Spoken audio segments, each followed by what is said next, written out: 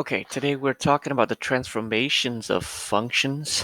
And to do this lesson, you really got to know your parent functions, right? The parent functions are the ones that we did on the lesson on the library of functions. So the objective today is that we are going to graph functions based on their parent functions and the transformations. Okay, so we'll start out with the vertical shift. Vertical shift is where you where the graph changes its position vertically. So I'm going to look at the first one is the absolute value function. So you guys need to know at least a few points on this parent function, right? So in my absolute value function, I have a couple points here. So I have like 1, 1, or negative 2, 2, or 4, 4. Okay, these are just some of the points that you need to know. Okay, now let's look at what happened if I add things to this function. The first one is vertical shift. So what happens is if I add a number outside of that absolute value, what it does is it shifts the graph vertically. So let's look at what really happened. My original point was 1, 1. Now that point is no longer there, but it's at 1, negative 3, or negative 2. So basically, my y value got changed. Okay, it got changed by negative 3. The point of negative 2, 2 is now negative 2, negative 1. Again, the y value changed by negative 3. The original point of 4, 4 is now 4, 1. So if the number is outside, it changes your y value. Okay.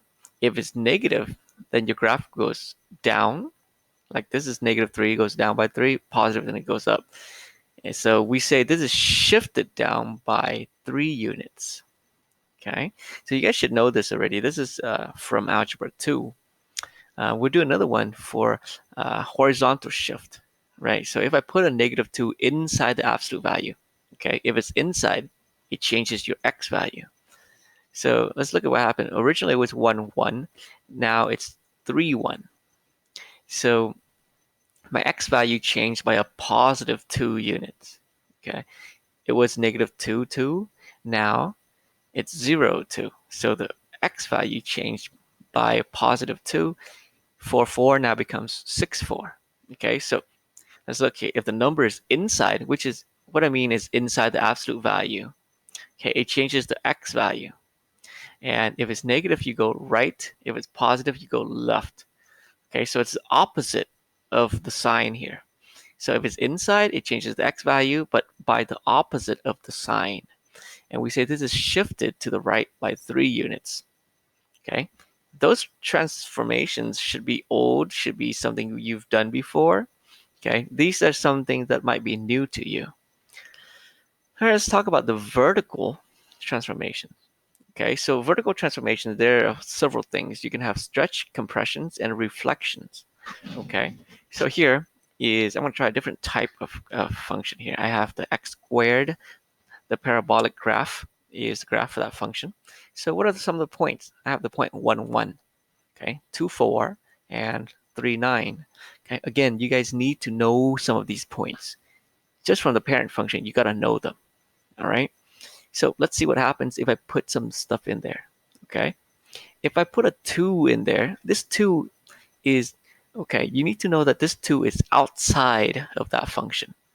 Okay. Because this is x squared, but this 2 is outside of that x squared. The squared does not apply to the 2. Okay. So this 2 is outside. If it's outside, it affects your y value. Okay, so let's look at what happened. Originally, it was 1, 1. Now it's 1, 2. My y value got multiplied by 2 because this number is multiplied. Okay, if it's outside, it changes the y value. Now look at the other point. 2, 4 becomes 2, 8. 3, 9 becomes 3, 18, somewhere up there. Okay, all right, so let's see what happened. If the absolute value of this number is bigger than 1, it gets multiplied. Okay, so we say this is vertical or vertically stretched by a factor of 2. So it's stretched vertically because it changes the y value. So it's now taller because it multiplies by 2. Okay. Let's try another. Now I change that number to 1/2. What do you guys think that happens? My y value, okay, it was 1, 1. Now it's 1.5 because it gets multiplied by 1/2, or basically divided by 2. See, 2, 4 now is 2, 2. 3, 9 is now 3, 9/2, okay, or 4.5. So if that number is less than 1, if the absolute value of that number is less than 1, okay, we say this is vertically compressed by a factor of 1/2. Right, so all the y values get multiplied by 1/2. What happens if that number is negative? Okay, the graph gets flipped. And why is that? Let's look at what happened. It was 1, 1, now it's 1, negative 1. It was 2, 4, now it's 2, negative 4.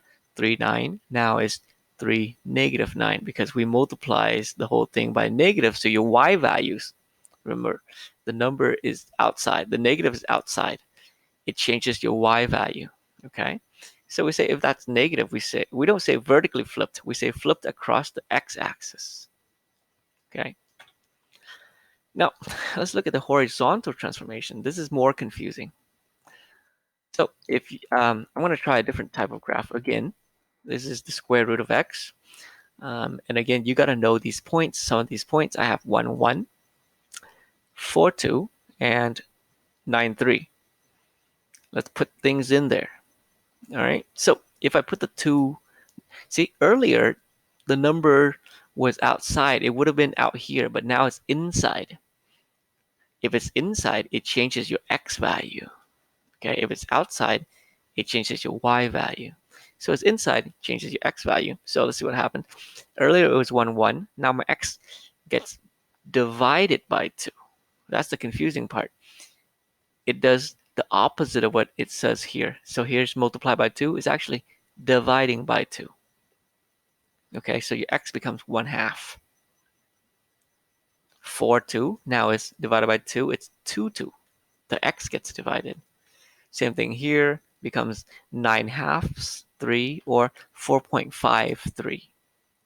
Okay, so if the number is bigger than 1, it's actually divided by that number. So we say horizontally compressed by a factor of 2, because sideways it gets shorter, right? That's why we say compressed. So horizontally it's shorter now. Okay, let's see what happens if the number is smaller than 1, like 1/2. It actually multiplies your x value by 2. See, 1, 1, now it's actually 2, 1. 4, 2, now it's 8, 2. And 9, 3 would be 18, 3. Okay, so if the absolute value of this number is smaller than 1, it actually gets multiplied by that number, or multiplied by the reciprocal of that number. So we say horizontally stretched by a factor of 2 because it's 1/2. Okay. If it's negative, it actually flips it horizontally. So instead of 1, 1, now it's negative 1, 1. 4, 2, now it's negative 4, 2. 9, 3, now it's negative 9, 3.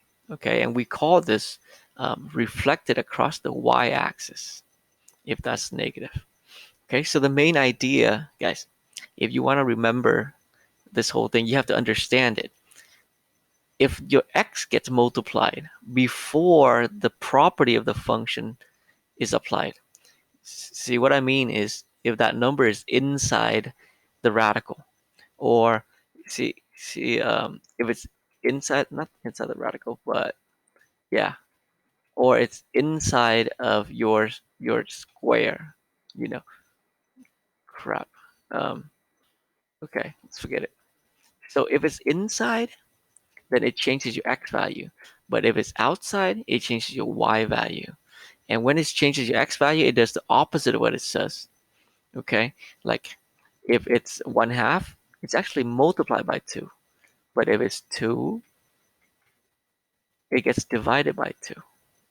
Okay, it gets a little confusing. And I don't want to make this video too long, so I didn't put a practice problem for you guys. But um, I think you guys should try the homework, really watch the video over if you're confused, and then we can go over the problems in class if you guys have questions, okay?